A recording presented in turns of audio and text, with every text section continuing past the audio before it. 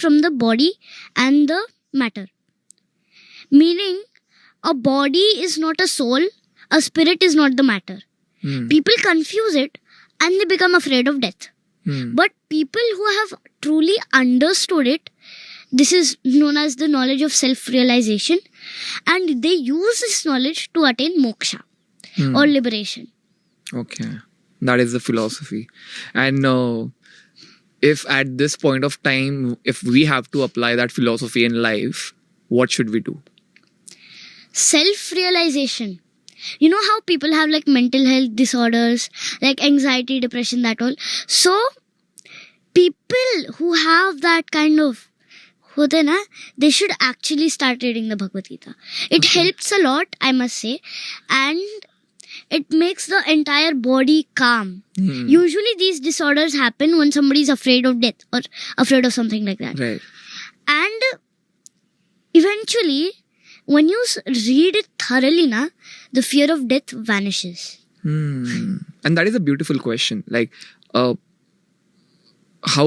can we learn about death and grief from Gita?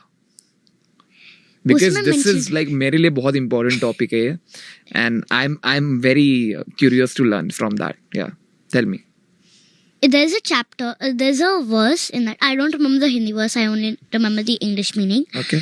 And it's written कि the soul is permanent. Fire cannot burn it, water cannot drench it, but nor can wind dry it, neither can weapons cut it. The soul is permanent. Your body is temporary. Just like how humans change garments, does the soul change bodies.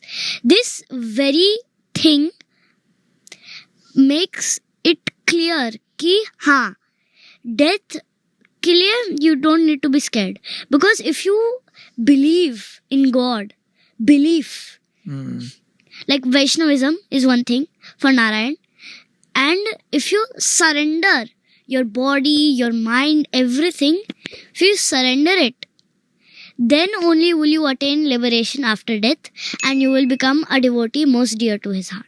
Right. But what if someone is not willing to get familiar with Hinduism or spirituality? It's their own opinion. But what can they learn about grief? How do you grieve? Like suppose someone that you love, you have lost them.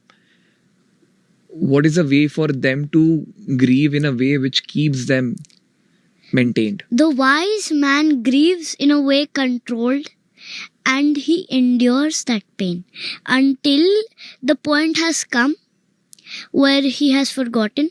For example, somebody in your family has died. So instead of like crying and crying and crying for God knows how many years, you should control it. You should endure it. I mentioned it in the Ramayana podcast for the moral, that endure. Yeah. God has given you the opportunity where you could be greater. Instead of wasting it, use it.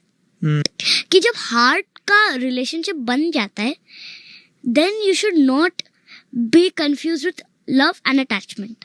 Love is when you cry for some time, or don't cry, just endure the pain. And attachment is when you cry for God knows how many years. Suppose I'm asking a very comical question, okay? Like from Gita, this is a very like hypothetical question, but still it applies in our daily lives.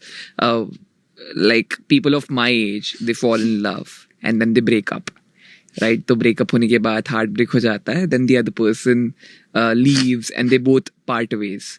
And now it's a very difficult situation for them to accept this situation कि भाई हाँ, now I am single, but I'm not able to, bear this pain. So what should people do then? When they cannot accept that their heart has been broken and they're single now. Just accept it. I don't know why. When you like have that pain, you know that story of Urvashi and Arjun? No. So like when Arjun went to heaven to gain more astras, Urvashi the Apsara fell in love with him. She had her heart broken. Why? Because he did not accept her.